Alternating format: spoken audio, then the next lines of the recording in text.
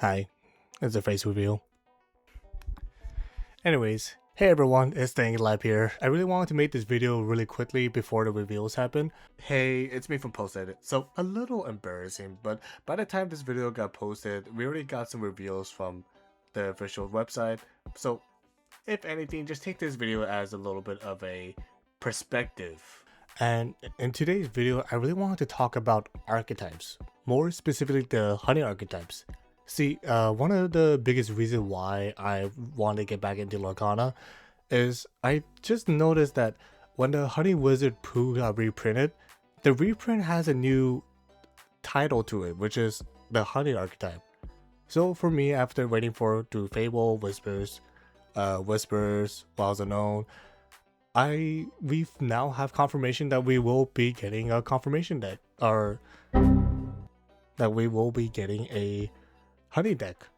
Anyways, I wanted to make this video really quick because I really wanted to talk about the honey archetype that we are now confirmed on getting for Attack of the Vine.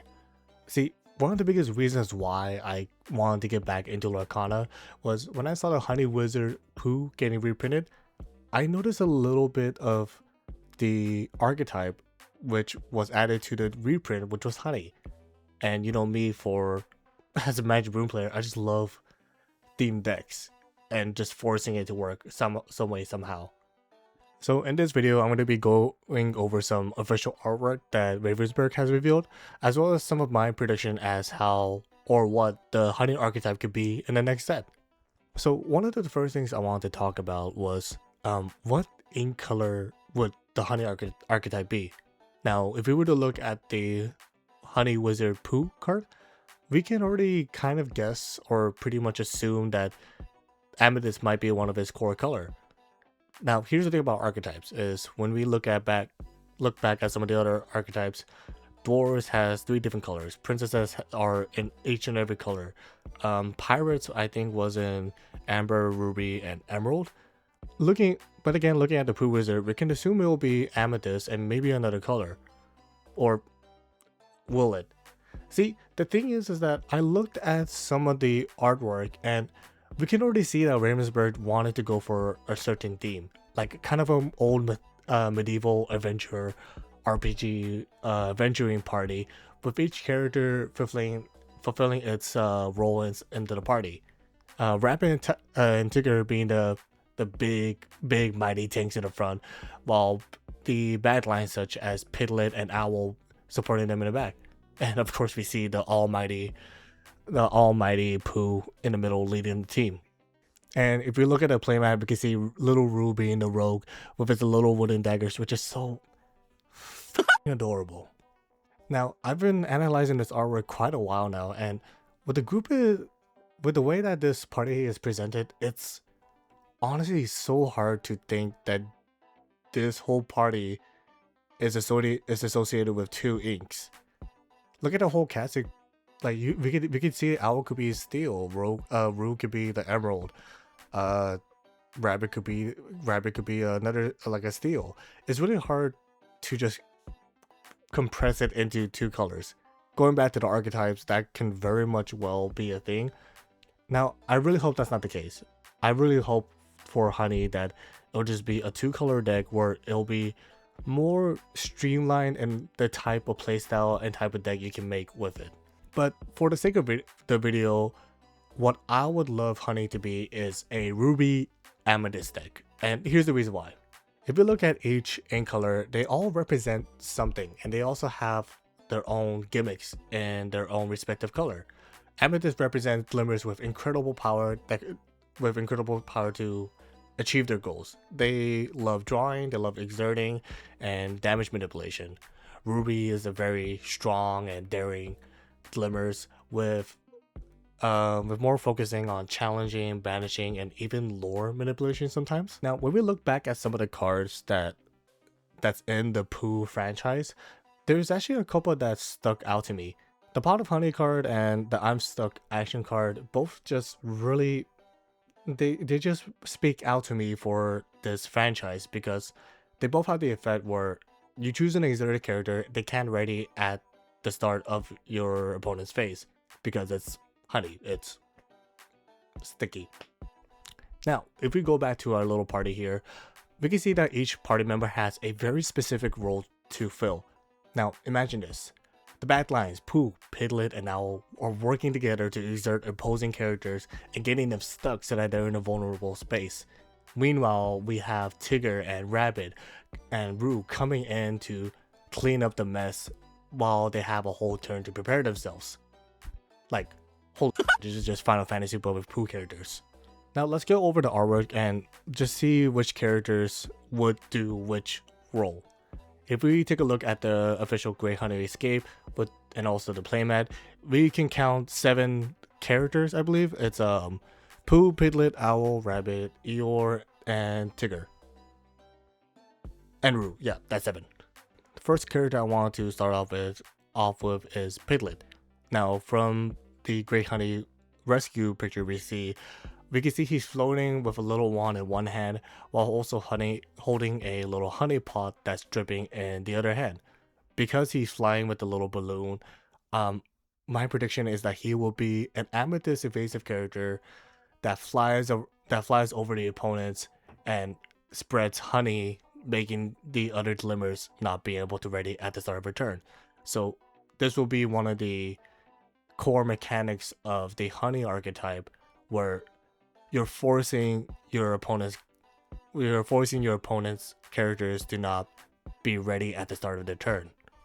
Now, if we move out to Owl, we see he's the archer of the group. So he has a little bow. He has a little bow and arrow, and he's about to snipe someone. Because I am categorizing this in Amethyst and Ruby, I think Owl would be a Ruby character. I can totally see Owl being a character where you banish a character on play. But with this whole honey archetype, it could be something along the lines of, when this character is played, banish opposing.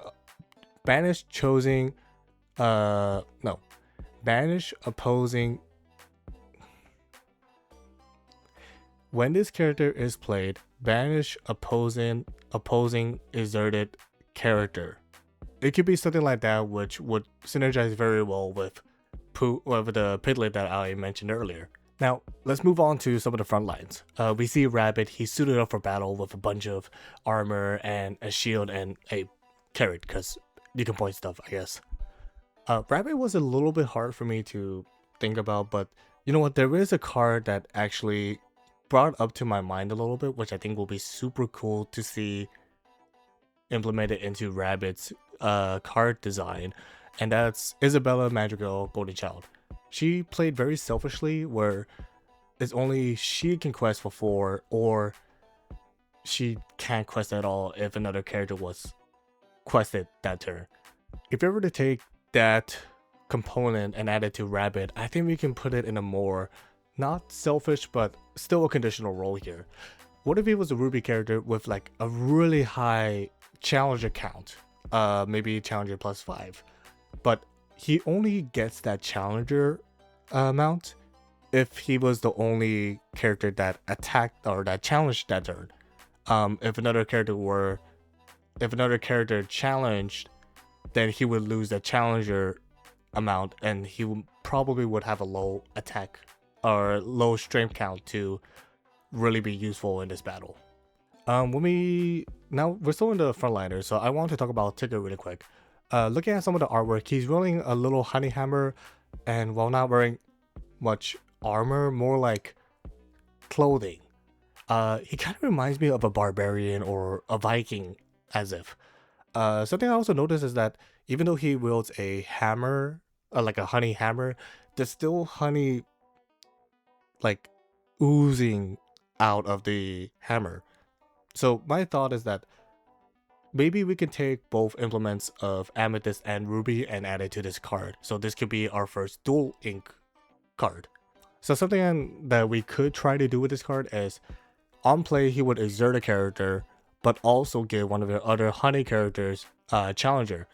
Since with barbarians and Vikings they have for Valhalla, so I can really see Tigger being like, for honey, whoo, whatever. I don't know. I really don't know what he sounds like. Now that we went over the front and the backup lines, we can see some of the more supporting characters, which Eeyore is ironically the mule bag of this party. He's the one carrying all sorts of supplies, potions, weapons, armors to help the party through their adventure on whatever they're trying to achieve. Because he has so much supply on his back, I can see him fitting into the Amethyst role as a draw engine. Maybe he can have an effect where on play, if you have a honey character, you draw a card, and when he quests, if you have a honey character, you get to draw a card. Now we're going to one of my favorite character in this archetype, which is Rue with his adorable little wooden daggers, and he's ready to just shank the shit out of someone right now. Him being a Rue, I can definitely see him being more of a lore manipulation card, as he can possibly steal your opponent's lore while gaining you lore at the same time. But I think we can do something cool here. Maybe he could be another dueling card, where on play, your opponent loses 1 lore. However, maybe he can also have a way of bouncing himself back into your hand, since Amethyst is also known to do that from a while back. Maybe we could do something such as on play, each opponent loses 1 lore, and whenever one of your honey character quests, you may put that Rue back into your hand. Now, the last of the cast we have is the Great Wizard himself, Pooh. There is something I want to point out though, is this Pooh and the Great Honey Rescue artwork is very different from the one that we already have that's reprinted in Fable. The new Pooh has his iconic red shirt under his robe, but he also has a big wizard hat, which makes me think that he worked his way into mastering this magical honey powers that he has now. Now, seeing this, I can see Pooh going through that journey to really master his honey magic. So I think it'll be a really cool Floodborn character, so something that we can shift on top of. And because he's such an almighty great honey wizard, I think we can give him a little bit of a powerful effect. A while back, we have a lot of cards that has very strong effects, but it's gatekept by the word if it was shipped upon. Take upon, for example, like the legendary Pocahontas that we have. So I think we can still use that, but use it upon Pooh, where if you were to shift upon the Pooh, you exert all opposing characters and they can't ready at the start of the turn. Now, that may seem a little extreme, and I agree, but I think we could balance this out by saying something along the lines of, if you shift on this character and you have 2 honey characters on board, then you would exert all opposing characters and they can't ready at the start of the turn. I think it's very hard. Realistically, I think that's something that's very hard to achieve, but something that you can really go for in order to make a very dramatic play with this Pooh. Now, that's all the 7 characters that we have been confirmed based on the artwork, but this is a couple things I want to point out. If you look at the artwork, for the Great Honey Escape and also from the playmat, we can see that all of the adventure are wearing this pendant as a symbol, maybe a symbol of hope, maybe a symbol of bravery. I just think it's adorable. But I think this is a really good chance for Ravensburg to print it out as an item.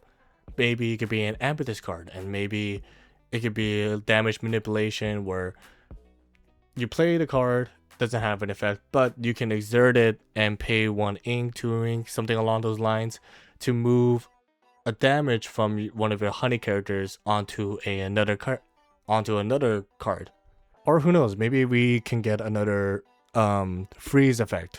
That's what it is. That's the word I've been thinking about the whole time, where maybe we can get another effect where it prevents your opposing characters from readying at the start of the turn. The last thing I want to point out was the playmat. Official playmats in the past were actually artwork from card that was in the game. If we take a look at the Pooh playmat though, there's multiple characters on there, and they're a little bit too close to really make it into a connecting artwork piece like the 7 dwarfs that we got last set. So I think that we could possibly get a action card with this artwork that we have here. We can see Pooh lighting the way with his little wand, so I'm thinking this could be a search card. Now, Ravensburg has played around with the effect of searching in the past, but it was very hard to use. Magical only search for Magical characters. We had a Merlin, but you had to shift on top of the Merlin. We have just in general, it was very conditional and very hard to utilize efficiently in a deck. But in the case of this Honey archetype, we have made all of the cards very reliant on the fact that you need a Honey character on board. But if we also made this into an action card, I think that can balance it out a little bit more, where it'll be harder to play. Let's just pretend this action card costs 4. I still have to pay the 4 to look for the card, and depending on how much ink I have, which mind you, we're not playing Sapphire, I think it could be a good fair trade-off for this card. Anyways, yeah, that's the end of the video. These are my prediction on how I would love to the Honey cards would be interpreted in the next set.